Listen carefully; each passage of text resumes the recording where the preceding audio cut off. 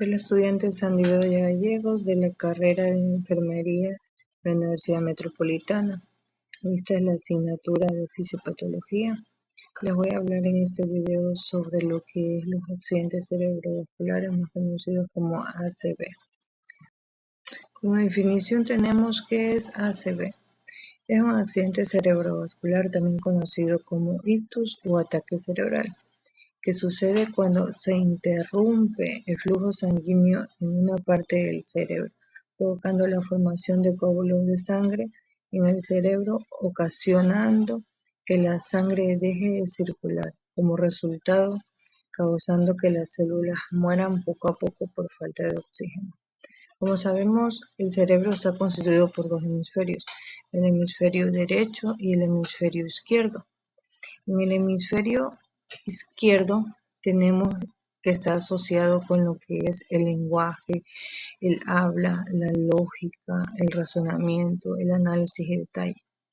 Y en el hemisferio derecho, vuelta está asociado con lo que es la creatividad, el arte, percepción espacial, emociones y caras. Como fisiopatología resumida, tenemos que el ACV se bloquea una arteria cerebral. Las neuronas no reciben oxígeno ni glucosa. En minutos comienza la muerte celular. Y como por último, tenemos que el daño se expande si no se restablece el flujo sanguíneo. Tenemos tipos de ACV. Tenemos dos tipos de ACV. Tenemos el ACV isquémico y el ACV hemorrágico. El ACV isquémico es causado por un coágulo de sangre que bloquea vasos sanguíneos. En ese existen dos tipos, lo que es el trombótico y el embólico.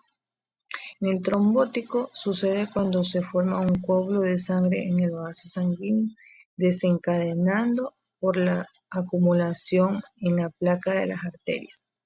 Y lo que es en el embólico sucede cuando un coágulo de sangre se desprende de un vaso sanguíneo, ya sea de cualquier otro órgano. Este viaja hasta el cerebro bloqueando las arterias. Tipo de ACV hemorrágico. Sucede cuando un vaso sanguíneo se rompe por debilidad.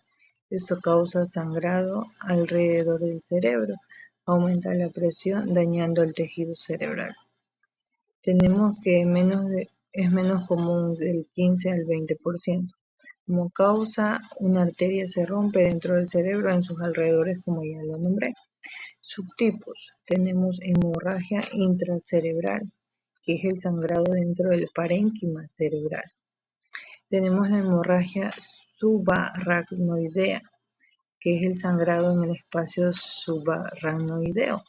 Y como consecuencia tenemos que el sangrado comprime el tejido cerebral y aumenta la presión intracraneal. Esto dice que el 15% es más letal. En el hemorrágico es más conocido como derrame o ruptura de algún vaso sanguíneo del cerebro. ¿Por qué se afecta el polígono de Wills? Tenemos ¿qué es el polígono de Wills? Esta es una red conformada por arterias en la base del cerebro. Esta ayuda a distribuir el flujo sanguíneo al encéfalo. Este resulta afectado por muchos factores que comprometen a los vasos sanguíneos como aneurismas, que estas prestan como dilataciones en las paredes de las arterias, causando una hemorragia cerebral muy grave. La estenosis o bloqueos. Esto ocurre cuando se da un bloqueo o encogecimiento de las arterias que conforman el polígono. Eso hace que se interrumpa el flujo sanguíneo, logrando una isquemia, que es la falta de riego sanguíneo. Tenemos los accidentes cerebrovasculares. Estos suelen ser coágulos que obstruyen los vasos sanguíneos, logrando una afectación al cerebro. Las variaciones anatómicas. acontece ya que en algunos casos las personas nacen con el polígono de Wings incompleto o con otras dificultades anatómicas, aumenta el riesgo de trastorno. Como por último tenemos los factores de riesgo.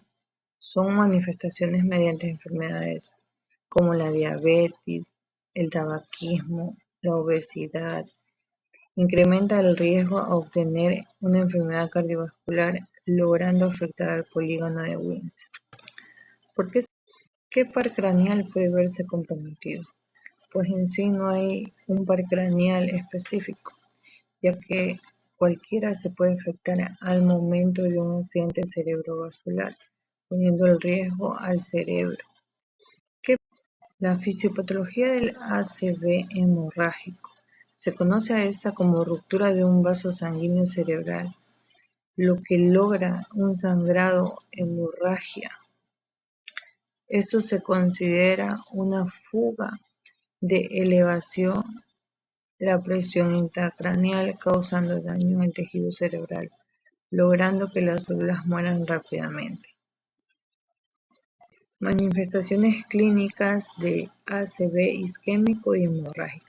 En estas manifestaciones se presentan como síntomas comunes en ambos ACV, tanto como en el isquémico como en el hemorrágico. Estos son debilidad o entumecimiento repentino en un lado del cuerpo, confusión, dificultad para hablar o ver, pérdida del equilibrio. También tenemos las manifestaciones en el ACV hemorrágico. Se presentan con dolores de cabeza, súbito o intenso, náuseas o vómitos, rigidez de nuca, deterioro de conciencia. Como complicaciones frecuentes tenemos lo que es edema cerebral, que es herniación, crisis epilépticas. Tenemos hidrocefalia, en hemorragia subarroidea por obstrucción del LCR, hemorragia en aneurismas no tratados, infecciones respiratorias, neumonía aspirativa, complicaciones tromboembólicas por inmovilidad. Como complicación, aquí tenemos cómo actuar rápido si notas estos signos de accidentes cerebrovasculares. Esto lo podemos hacer desde el fax, que es face, cara. Un lado de la cara no se mueve bien y se tuerce la boca. En arm tenemos parálisis o debilidad de un brazo o pierna. En speech tenemos no poder hablar o tener dificultad para hacerlo.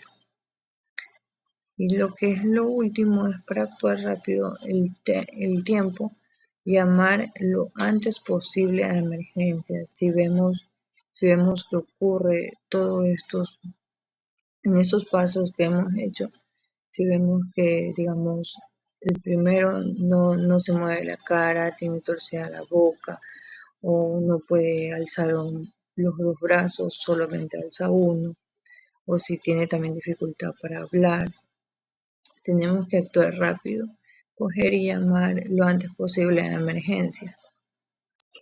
Métodos diagnósticos. Tenemos el TAC cerebral, tomografía axial computarizada. El método inicial, que es rápido y sensible para diferenciar isquémico de hemorrágico. La resonancia magnética cerebral, mayor sensibilidad en fases tempranas del ACV isquémico, un Doppler de troncos supraórticos y transcraneal. Evalúa flujo en arterias carótidas y cerebrales. Angiografía cerebral convencional por TAC y por resonancia magnética. Detecta aneurisma, las malformaciones arteriovenosas y estenosis. Exámenes complementarios como ECG, el ecocardiograma en búsqueda de cardioembolismo. pruebas de coagulación, perfil lipídico y glucémico. Tenemos también lo que es los factores de riesgo, tenemos los modificables y los no modificables. En los modificables tenemos que son los factores sobre los que sí se pueden actuar, por ejemplo, el estilo de vida. En los no modificables son los factores sobre los que no se puede actuar, no se pueden modificar. Esto es la edad, el sexo, los antecedentes familiares. Dice que entre el 82 y el 90% de todos los ACV están relacionados con factores que se pueden controlar. Como rol de enfermería tenemos lo que es la evaluación con la escala del FATS que le nombré.